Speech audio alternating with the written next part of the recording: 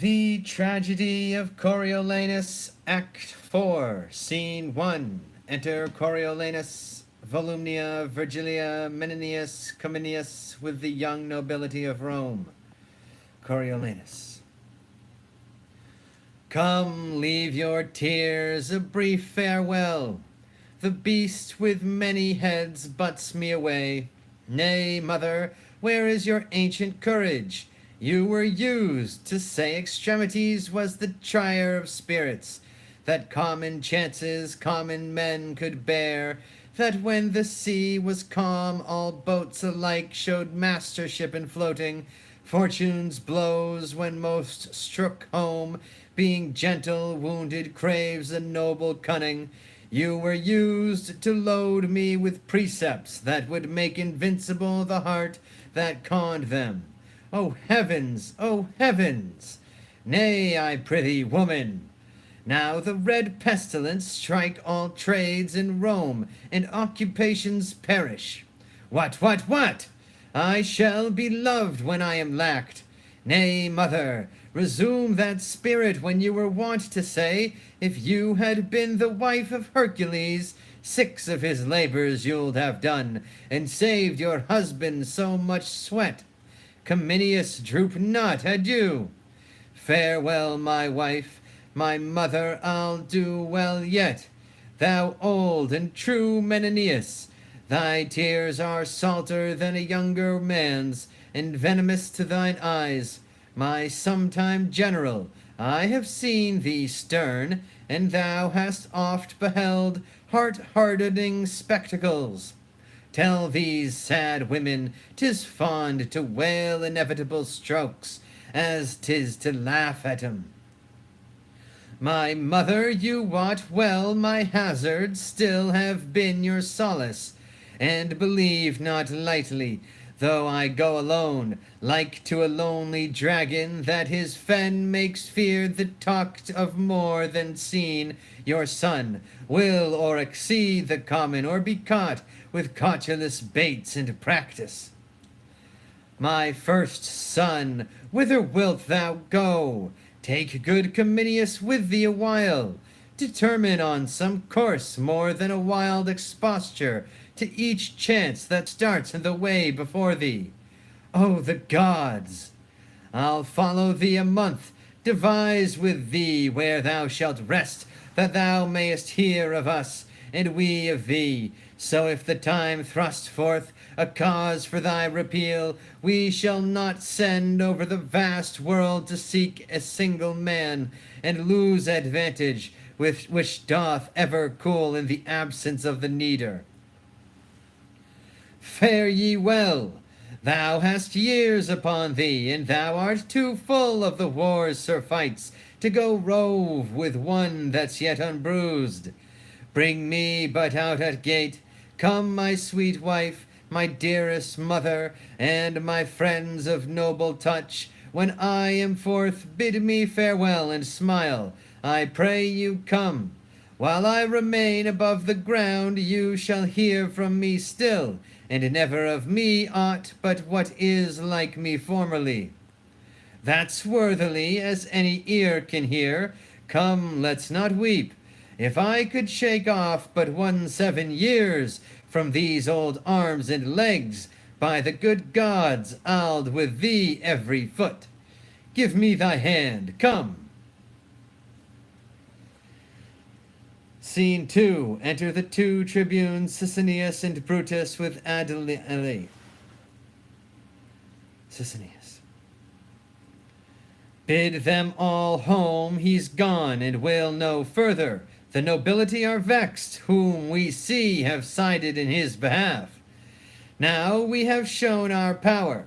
Let us seem humbler after it is done than when it was a-doing.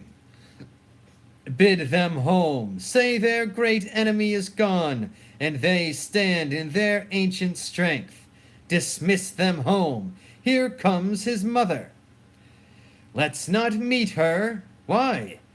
They say she's mad. They have taken note of us. Keep on your way. Oh, ye're all well met. The horde plague of the gods requite your love. Peace, peace, be not so loud. If that I could for weeping you should hear, nay, and you shall hear some. Will you be gone? You shall stay too. I would I had the power to say so to my husband. Are you mankind? A fool, is that a shame? Note but this fool. Was not a man my father? Hadst thou foxship to banish him that struck more blows for Rome than thou hast spoken words? O blessed heavens! Mo noble blows than ever thou wise words, and for Rome's good, I'll tell thee what, yet go. Nay, but thou shalt stay too. I would my son were in Arabia, and thy tribe before him, his good sword in his hand. What then? What then? He'll make an end of thy posterity. Bastards and all! Good man, the wounds that he does bear for Rome. Come, come, peace. I would he had continued to his country as he began, and not unknit himself the noble knot he made. I would he had. I would he had. 'Twas you incensed the rabble. Cats that can judge as filthy fitly of his worth as I can of those mysteries which heaven will not have earth to know.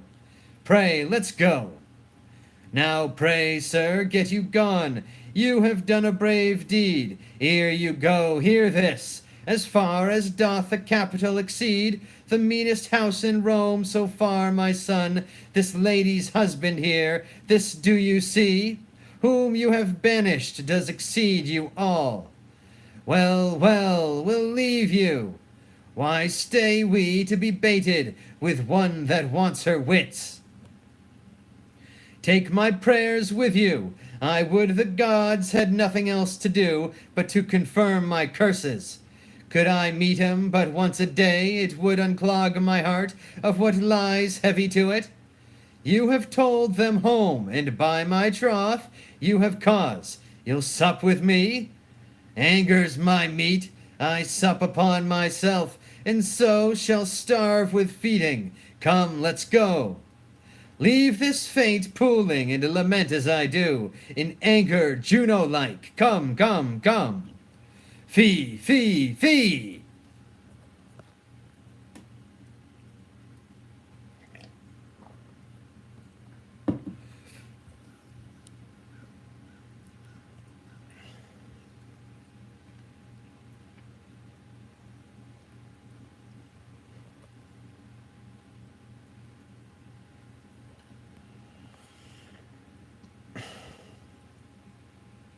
Scene 3. Enter a Roman and a Valse meeting.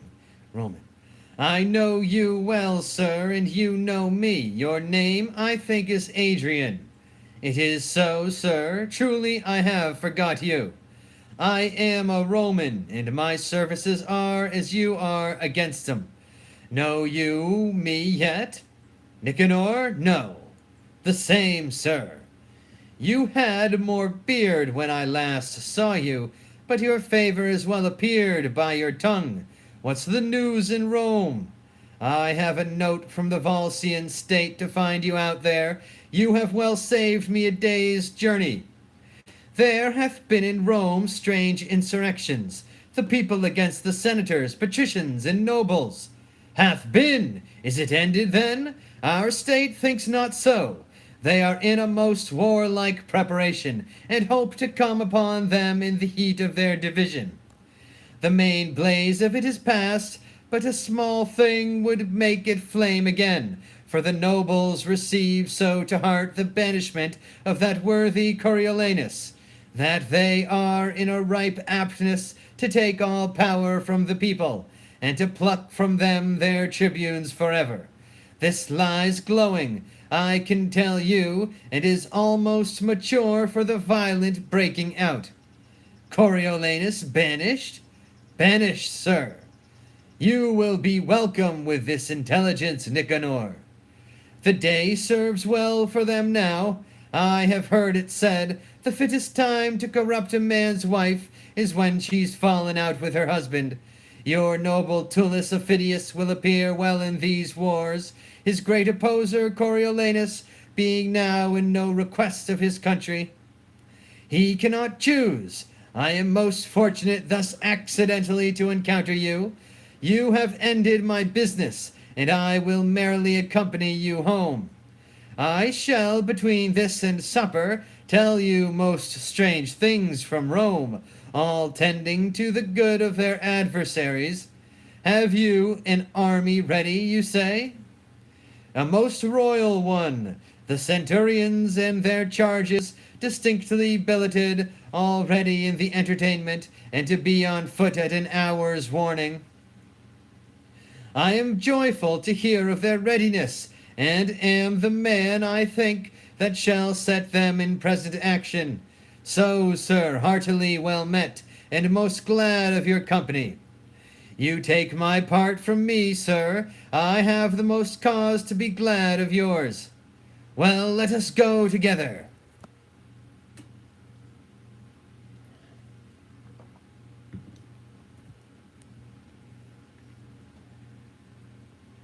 Scene 4. Enter Coriolanus in mean apparel, disguised and muffled. Coriolanus. A goodly city is this Antium, city 'tis that made thy widows. Many an heir of these fair edifices before my wars have I heard groan and drop. Then know me not, lest that thy wives with spits and boys with stones in puny battle slay me. Save you, sir, and you, direct me, if it be your will, where great Aufidius lies. Is he in Antium? He is, and feasts the nobles of the state at his house this night. Which is his house, beseech you? This here before you. Thank you, sir, farewell. O world, thy slippery turns, friends now fast sworn, whose double bosom seems to wear one heart, whose hours, whose bed, whose meal and exercise are still together, who twin as tweer in love inseparable, shall within this hour on a dissension of doit break out to bitterest enmity. So fellows foes, whose passions and whose plots have broke their sleep, to take the one the other by some chance, some trick not worth an egg, shall grow dear friends, and interjoin their issues. So with me, my birthplace hate I, and my loves upon this enemy town. I'll enter. If he slay me, he does fair justice. If he give me way, I'll do his country service.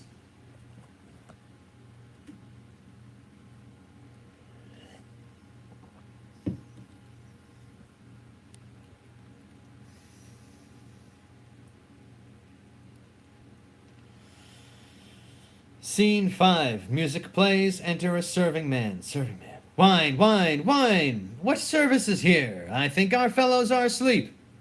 Where's Coutus? My master calls for him. Coutus! A goodly house. The feast smells well, but I appear not like a guest. What would you have, friend? Whence are you? Here's no place for you. Pray, go to the door. I have deserved no better entertainment in being Coriolanus.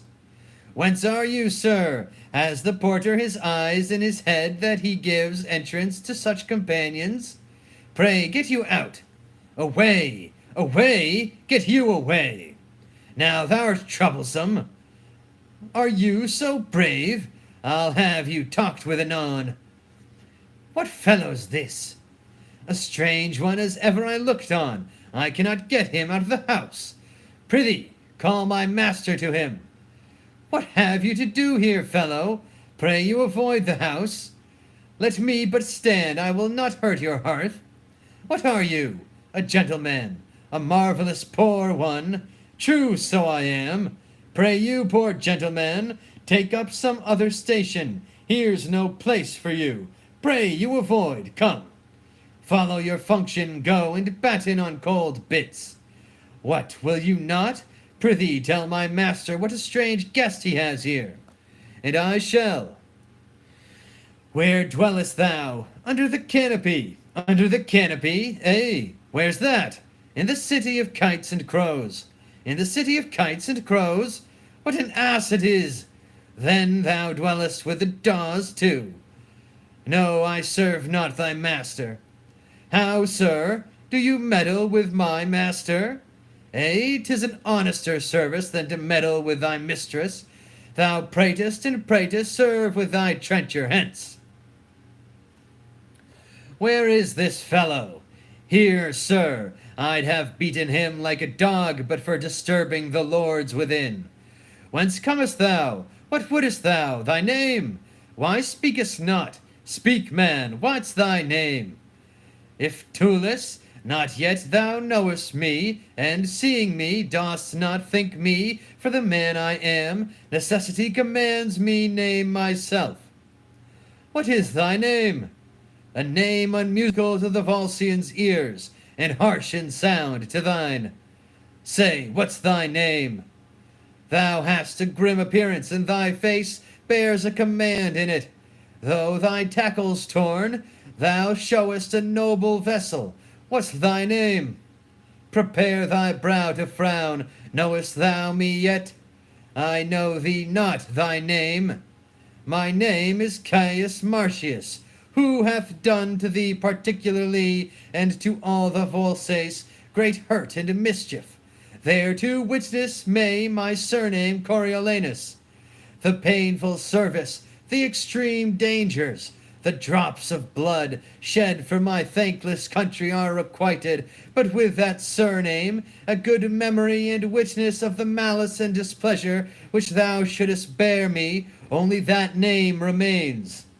The cruelty and envy of the people, permitted by our dastard nobles, who have all forsook me, hath devoured the rest, and suffered me by the voice of slaves to be hooped out of Rome. Now this extremity hath brought me to thy hearth, not out of hope, mistake me not to save my life, for if I had feared death of all the men in the world, I would have voided thee, but in mere spite, to be full quit of those my banishers, stand I before thee here. Then if thou hast a heart of wreak in thee, that wilt revenge thine own particular wrongs, and stop those maims of shame seen through my country, speed thee straight, and make my misery serve thy turn. So use it, that my revengeful services may prove as benefits to thee. For I will fight against my cankered country with the spleen of all the under fiends.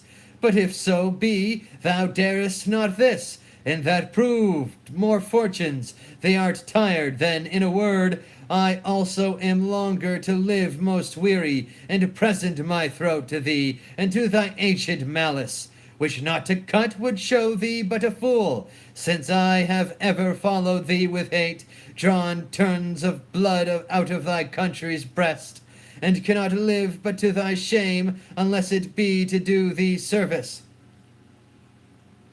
O Marcius, Marcius, each word thou hast spoke hath weeded from my heart a root of ancient envy. If Jupiter should from yond cloud speak divine things, and say 'tis true, I'd not believe them more than thee, all noble Marcius. Let me twine mine arms about that body, where against my grained ash 100 times hath broke, and scarred the moon with splinters. Here I cleap the anvil of my sword, and do contest as hotly and as nobly with thy love as ever in ambitious strength I did contend against thy valor. Know thou first, I loved the maid I married, never man sighed truer breath, but that I see thee here, thou noble thing, more dances my rapt heart than when I first wedded mistress saw bestride my threshold. Why, thou Mars, I tell thee, we have a power on foot, and I had purpose once more to hew thy target from thy brawn, or lose mine arm for it. Thou hast beat me out 12 several times, and I have nightly since dreamt of encounters twixt thyself and me. We have been down together in my sleep, unbuckling helms, fisting each other's throat, and awaked half dead with nothing. Worthy Marcius, had we no other quarrel else to Rome but that thou art hence banished, we would muster all from 12 to 70, and pouring war into the bowels of ungrateful Rome, like a bold flood overbeat. Oh, come, go in, and take our friendly senators by the hands, who now are here, taking their leaves of me, who am prepared against your territories, though not for Rome itself. You bless me, gods! Therefore, most absolute sir, if thou wilt have the leading of thine own revenges, take the one half of my commission, and set down, as best thou art experienced, since thou knowest thy country's strength, and weakness thine own ways, whether to knock against the gates of Rome, or rudely visit them in parts remote, to fright them ere destroy. But come in, let me commend thee first to those that shall say yea to thy desires. 1,000 welcomes, and more a friend than ever an enemy. Yet, Marcius, that was much. Your hand most welcome. Here's a strange alteration. By my hand I had thought to have stricken him with a cudgel, and yet my mind gave me his clothes, made a false report of him. What an arm he has! He turned me about with his finger and his thumb, as one would set up a top.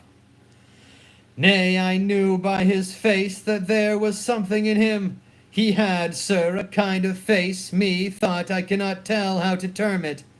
He had so, looking as it were, would I were hanged, but I thought there was more in him than I could think. So did I'll be sworn. He is simply the rarest man in the world. I think he is but a greater soldier than he. You want one. Who, my master?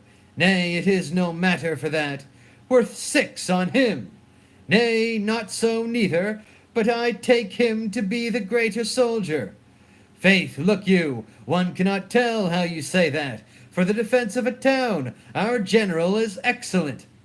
And for an assault, too. Oh, slaves, I can tell you news, you rascals. What? Let's partake. I would not be a Roman. Of all nations I had as live be a condemned man. Wherefore? Why, here's he that was wont to thwack our general, Caius Marcius. Why do you say thwack our general?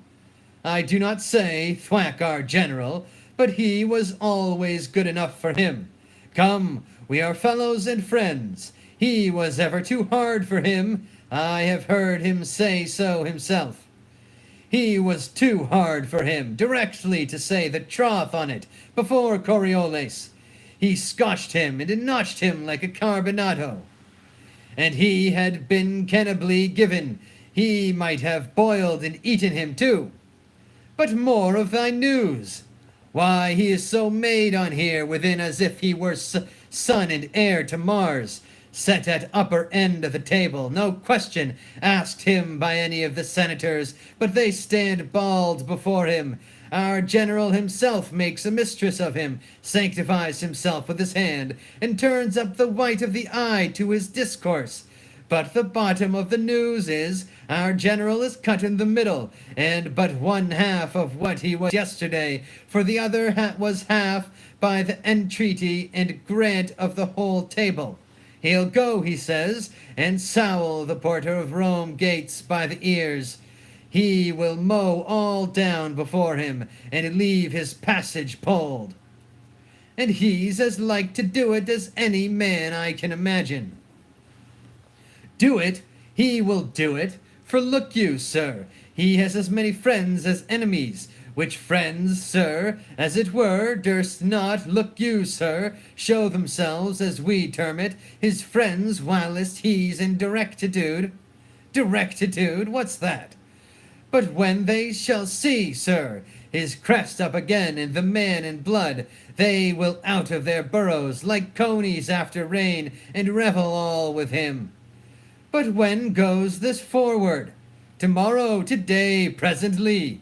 You shall have the drum struck up this afternoon. 'Tis, as it were, a parcel of their feast, and to be executed ere they wipe their lips. Why, then, we shall have a stirring world again. This peace is nothing but to rust iron, increase tailors, and breed ballad makers. Let me have war, say I. It exceeds peace as far as day does night. It's sprightly, waking, audible, and full of vent. Peace is a very apoplexy, lethargy, mull, deaf, sleepy, insensible, a getter of more bastard children than war's a destroyer of men.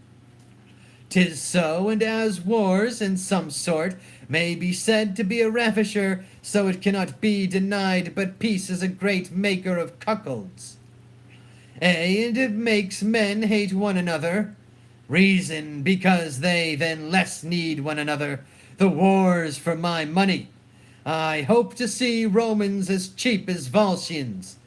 They are rising, they are rising. In.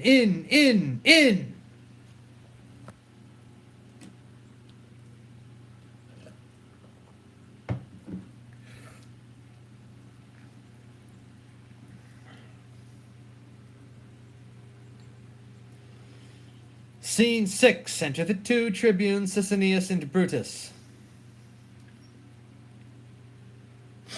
We hear not of him, neither need we fear him.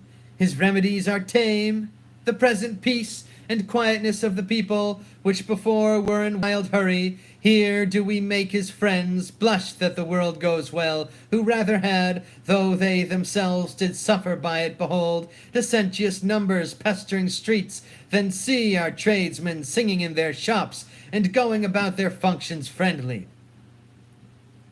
We stood to it in good time. Is this Menenius? 'Tis he, 'tis he. Oh, he is grown most kind of late. Hail, sir! Hail to you both! Your Coriolanus is not much missed but with his friends. The Commonwealth doth stand, and so would do, were he more angry at it. All's well, and might have been much better if he could have temporized. Where is he, hear you? Nay, I hear nothing. His mother and his wife hear nothing from him. The gods preserve you both. Good in our neighbors. Good into you all. Good into you all. Ourselves, our wives and children on our knees are bound to pray for you both. Live and thrive. Farewell, kind neighbors. We wished Coriolanus had loved you as we did. Now the gods keep you. Farewell, farewell. This is a happier and more comely time than when these fellows ran about the streets crying confusion.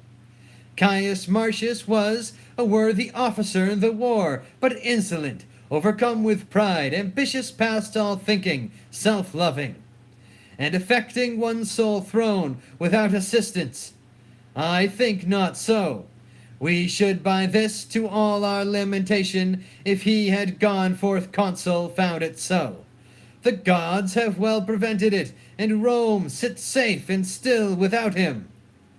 Worthy tribunes, there is a slave whom we have put in prison, reports the Volsces with two several powers are entered in the Roman territories, and with the deepest malice of the war destroy what lies before 'em. 'Tis Aufidius, who, hearing of Marcius's banishment, thrusts forth his horns again into the world, which were inshelled when Marcius stood for Rome, and durst not once peep out. Come, what talk you of Marcius? Go see this rumorer whipped. It cannot be the Volsces dare break with us. Cannot be.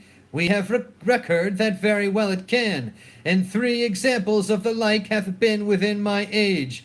But reason with the fellow before you punish him, where he heard this, lest you shall chance to whip your information, and beat the messenger who bids beware of what is to be dreaded. Tell not me. I know this cannot be. Not possible. The nobles in great earnestness are going all to the Senate House. Some news is coming that turns their countenances. 'Tis this slave. Go whip him for the people's eyes. His raising, nothing but his report. Yes, worthy sir, the slave's report is seconded, and more fearful is delivered. What more fearful? It is spoke freely out of many mouths. How probable I do not know.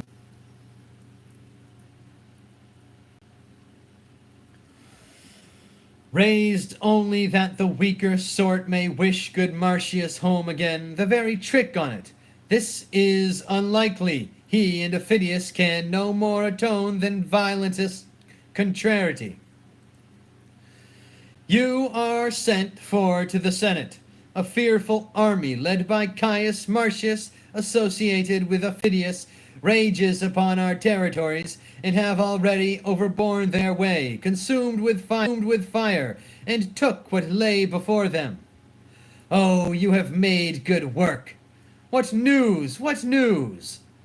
You have holp to ravish your own daughters, and to melt the city leads upon your pates, to see your wives dishonored to your noses. What's the news? What's the news? Your temples burned in their cement, and your franchises whereon you stood confined into an augur's bore. Pray now, your news. You have made fair work, I fear me. Pray, your news. If Marcius should be joined with the Volscians, if he is their god, he leads them like a thing made by some other deity than nature, that shapes man better, and they follow him against us brats with no less confidence than boys pursuing summer butterflies or butchers killing flies. You have made good work, you and your apron men, you that stood so much upon the voice of occupation and the breath of garlic eaters. He'll shake your Rome about your ears. As Hercules did shake down mellow fruit, you have made fair work. But is this true, sir? And you'll look pale before you find it other. All the regions do smilingly revolt, and who resists are mocked for valiant ignorance, and perish constant fools. Who is it can blame him? Your enemies, and his find something in him. We are all undone, unless the noble man have mercy. Who shall ask it? The tribunes cannot do it for shame. The people deserve such pity on him as the wolf does of the shepherds. For his best friends, if they should say, be good to Rome, they charged him even as those should do that had deserved his hate, and therein showed like enemies. 'Tis true, if he were putting to my house the brand that should consume it, I have not the face to say, beseech you, cease. You have made fair hands, you and your crafts. You have crafted fair. You have brought a trembling upon Rome, such as was never so incapable of help. Say not we brought it. How was it we? We loved him, but like beasts and cowardly nobles gave way unto your clusters, who did hoot him out of the city. But I fear they'll roar him in again. Tullus Aufidius, the second name of men, obeys his points as if he were his officer. Desperation is all the policy, strength, and defense that Rome can make against them. Here come the clusters, and is Aufidius with him? You are they that made the air unwholesome when you cast your stinking greasy caps in hooting at Coriolanus' exile. Now he's coming, and not a hair upon a soldier's head which will not prove a whip. As many coxcombs as you threw caps up will he tumble down, and pay you for your voices. 'Tis no matter, if he could burn us all into one coal, we have deserved it. Faith, we hear fearful news. For mine own part, when I said banish him, I said 'twas pity. And so did I, and so did I, and to say the truth, so did very many of us. That we did for the best, and though we willingly consented to his banishment, yet it was against our will. Ye are goodly things, you voices. You have made good work, you and your cry. Shall us to the capital? Oh, what else? Go, masters, get you home, be not dismayed. These are a sign that would be glad to have this true, which they so seem to fear. Go home, and show no sign of fear. The gods be good to us. Come, masters, let's home. I ever said we were in the wrong when we banished him? So did we all. But come, let's home. I do not like this news, nor I. Let's to the capital. Would half my wealth would buy this for a lie. Pray, let's go.